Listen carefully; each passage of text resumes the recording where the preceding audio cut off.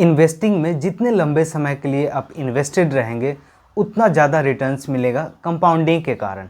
But बहुत ऐसे लोग होंगे जो 30 के एज में वीडियो देख रहे हैं या 40 के एज में है और फिर भी वो चाहते हैं कि अपना इन्वेस्टमेंट करे और अच्छा कॉर्पस खड़ा करे। तो कैसे करे, क्योंकि ऑलमोस्ट 10 साल तो आपने गंवा दी। अब आप चाहते हो कि एक अच्छा वेल्थ क्रिएट करे, तो कौन ऐसा स्ट्रैटेजी अपनाए ताकि एक अच्छा वेल्थ क्रिएट हो सके, उसके बारे में मैं बात करूँगा। तो अगर आप फाइनेंशियल रिगार्डिंग वीडियो देखना चाह रहे हैं तो इस चैनल को ज़रूर सब्सक्राइब कीजिएगा और वीडियो को ज़रूर लाइक कीजिएगा।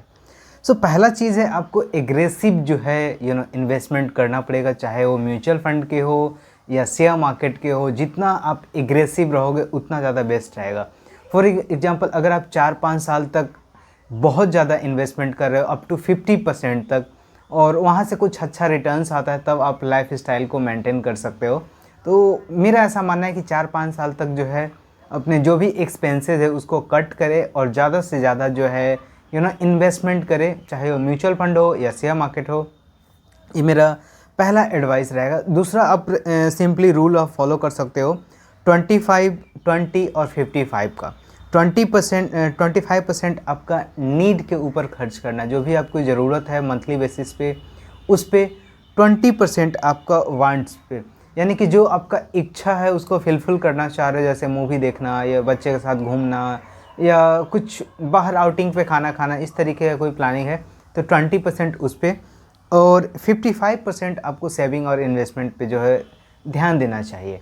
अब एक और बात आप थोड़ा माइंड में रख ले, लोग ज़्यादातर इस एज में इक्विटी में पैसा डालते हैं, राइट। बट इक्विटी का एक रूल है 100 माइनस योर एज। तो अगर आपका एज 40 है या 30 है तो उससे 100 से आप माइनस करें और रेस्ट अमाउंट इक्विटी में आप इन्वेस्टेड करें। फॉर एग्जांपल, अगर आपकी एज 40 ईयर्स है, आप वीडियो देख रहे हो, तो अगर आपकी एज 40 ईयर्स की है और आप चाहते हो शेयर मार्केट में या म्यूचुअल फंड में इन्वेस्टमेंट, तो आपके माइंड में एक क्वेश्चन ज़रूर रहा होगा कि कितना % इक्विटी में इन्वेस्ट करें और कितना जो है डाइवर्सिफाई करें गोल्ड्स या डेट फंड में, इस तरीके से। तो 100 माइनस योर एज, अगर आपकी उम्र 40 ईयर है तो 100 में से माइनस करें तो 60% आपको इक्विटी में निवेश करना है। रेस्ट अमाउंट को डाइवर्सिफाई करें, कुछ को गोल्ड में, कुछ को सिल्वर में, कुछ को डेट में। इस तरीके से एक पोर्टफोलियो बना के जो है इन्वेस्टमेंट करें। हो सके तो कोई फाइनेंशियल एडवाइज़र की आप मदद ले लें, सेबी रजिस्टर, वो ज़्यादा बेटर रहेगा। नेक्स्ट है डेट को एलिमिनेट करना। इस एज में ज़्यादातर लाइक लोगों का रहता है घर का ईएमआई, कार का ईएमआई, या कोई फ़ोन ले ली, लैपटॉप ले ली, इस तरीके का ईएमआई ज़रूर रहता होगा। सो मेरा ऐसा मानना है कि जितना जल्दी हो सके इन सारी चीज़ को आप कट करें, अदरवाइज़ आपके इन्वेस्टमेंट को ये खा जाएगा। कैसे? अगर आप लाइक 20% 40% का ईएमआई पे कर रहे हो सालाना बेसिस पे और आपका रिटर्न्स ही आ रहा है आपके कैपिटल पे 40%, 30%, 12%, 14%, इस तरीके से, तो आपका कुछ सेविंग नहीं हो रहा है। तो जितना जल्दी हो सके आपको जो भी डेट है, चाहे वो घर का ईएमआई या कार का ईएमआई या कोई और आपने लोन ले रखा है, उसको जल्दी से जल्दी क्लियर करें और एक इमरजेंसी फंड आप जो है डेवलप करें। लाइक अप टू 6 मंथ का आप जो है इमरजेंसी फ़ंड रखें कि अगर जॉब छूट जाए या कुछ इस तरीके का प्रॉब्लम हो तो सर्वाइव करो, मुझे इन्वेस्टमेंट को टच ना करना पड़े, इन्वेस्टमेंट को ना निकालना पड़े, राइट। और लास्ट थिंग है, not a last but next है लर्न, बिकॉज म्यूचुअल फंड में भी अलग अलग तरह के फंड्स आते हैं। अब इक्विटी फंड लेने जाओगे तो वहाँ पे बहुत अलग अलग तरह के फंड्स होते हैं, जैसे like large cap fund, mid cap fund, small cap fund, sector related fund, thematic fund, बहुत अलग अलग तरह के फंड्स होते हैं। तो जब आप बेसिक आपको पता नहीं रहेगा तो आप सही फंड्स को चुनाव नहीं कर सकते हैं। इवन आप जब डायरेक्ट शेयर मार्केट में इन्वेस्टमेंट करने जाते हैं तो 5000 प्लस कंपनी लिस्टेड है, अब किस में इन्वेस्ट करूँ? अब आप सस्ता देख के पैनी स्टॉक में इन्वेस्ट कर देंगे और आपको लगेगा कि 5 रुपये का मैं लिया हूँ, 100 रुपया हो जाएगा तो बहुत ज़्यादा मुनाफा हो जाएगा, बट वो नहीं जाने वाला है। 10 क्या इवन 20 साल में भी वो उतना का उतना रहेगा, बहुत ज़्यादा होगा तो 2-3 रुपये बढ़ेगा वो चीज़। तो मे बी 1-2 होगा जो पैनी स्टॉक से निकल के बहुत बड़ी कंपनी बन जाए, बट ज़्यादातर जो है उस तरीके का नहीं रहता है, क्योंकि अच्छी कंपनी जब शेयर मार्केट में लिस्ट होती है तो उसका रेंज जो होता है मिड लेवल का रेंज होता है एक, राइट। तो एक अच्छे फंडामेंटल एनालिसिस आना पड़ेगा आपको, और उसके लिए आप बेसिक्स सीख ले, हो सके तो 11th और 12th का कॉमर्स का जो है पूरे एक बार गो थ्रू कर ले। और अगर आप कॉमर्स बैकग्राउंड्स के हो तब तो बहुत अच्छी बात है। इससे क्या होगा कि आइडिया मिलेगा कि कैसे कंपनी अच्छी पिक किया जा सकता है, राइट। सो सीखना काफ़ी इम्पोर्टेंट है।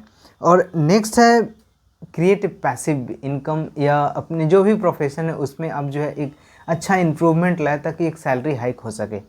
क्योंकि जो आप अभी अर्निंग कर रहे हो 40-50% इन्वेस्ट करेंगे, इससे बेटर है कि आप 1-2 साल में जो है कुछ नई चीज़ सीख के अपने स्किल्स को इम्प्रूव करें।